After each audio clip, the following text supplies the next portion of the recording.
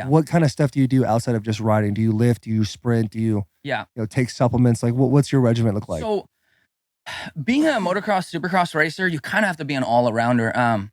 I think people, their ego is super high and don't know much about the sport. Always we have the stigma of like, oh, you just ride the bike, Just get on a bike and which ride. is, it couldn't be more further away from the truth. I do a lot of cardio training. I do a lot of strength training, just because our sport is so, let's call it violent in a way, right? Like we're high heart rates, throwing bikes from left to right with track conditions changing pretty much every lap, and then you're battling 22 other guys. So there's just a lot of excitement going on, and I think from a fan perspective, especially, I think that's why everybody falls in love with it, because there's so much going on at all times, right?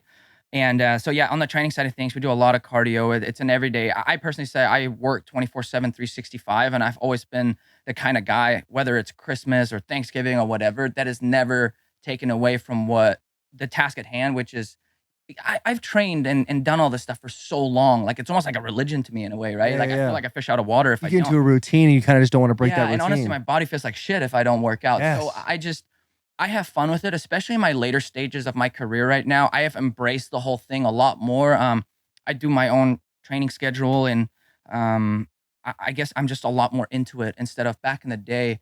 I was always eager to do everything 110%, but at the same time, you were always relying on somebody to tell you what to do. So I have taken it up on myself because I started traveling all over the country throughout the off season, racing in Australia, and I raced in France, and I went to Barcelona and all of that. And yeah, the training side of things, I was the best judge of myself, because you know how it is when you fly to Australia. It's a long ass flight, jet lag and everything. So I was the best judge of what I'm able to do.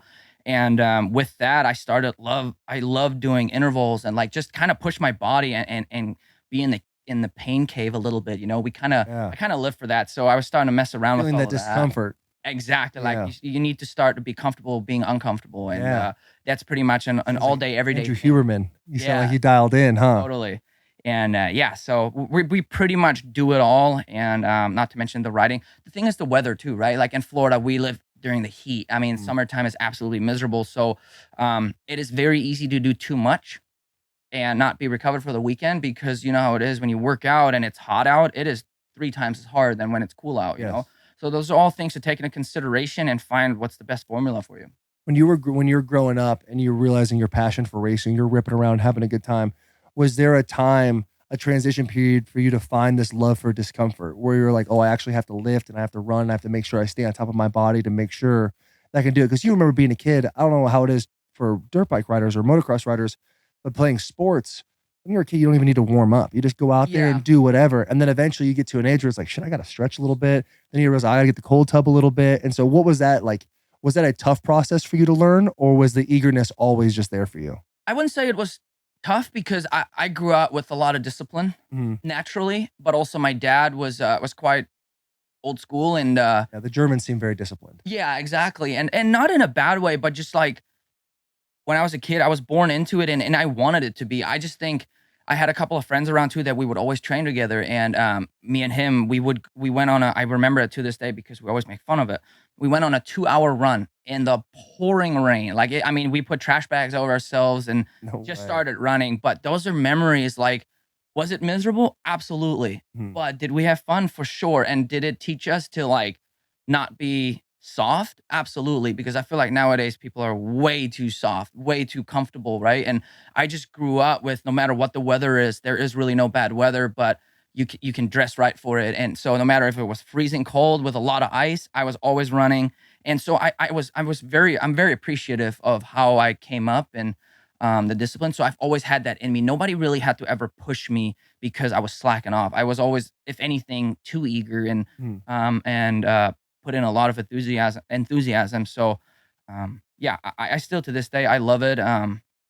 And I don't think a whole lot of people have discipline. And it doesn't have to be with training or anything. Right. It could be your diet or whatever it may be, going to your job and maybe slacking. I don't know, but I just think it's really fun messing with this kind of stuff and being uncomfortable. I just feel like it makes me grow. It makes me be happy. Yeah. Too, you know, same with cold plunges. I'm sure you've done cold plunges. People Yeah, hate cold plunges. I do it and every so single do day I. for 3 minutes in the morning. Yeah, exactly. So I have one as well, and as miserable as it is, but I just feel like after you've kind of had that suffering a little bit, it just there's something inside of us humans, I feel like, that makes us feel like Yeah. we've really accomplished something, and it makes me feel good. So I Yeah. love that type of stuff. There's a general that did a commencement speech at the University of Texas, and he talks about little victories.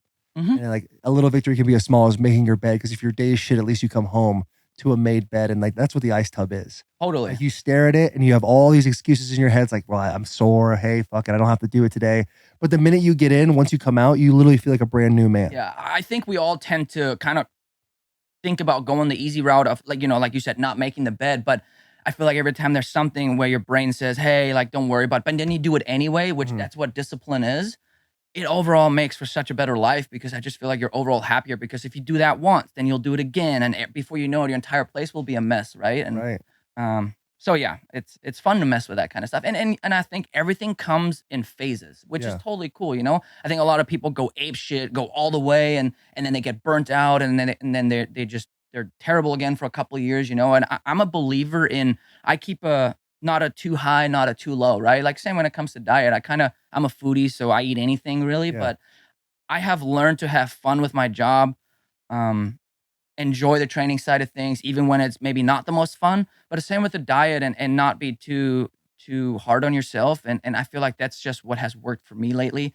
And I live happy and that just shows in my writing and everything I do. I'm just Yeah. overall more enthusiastic with whatever I do. You can definitely tell with people their energy when they're happy or sad. Like even Totally. internally, you can feel it from that individual. You seem like a person that has a really good level head on their shoulders. Hmm. And the way I've heard you talk in this short amount of time, it seems like your dad played a massively influential part in your life of having this type of success.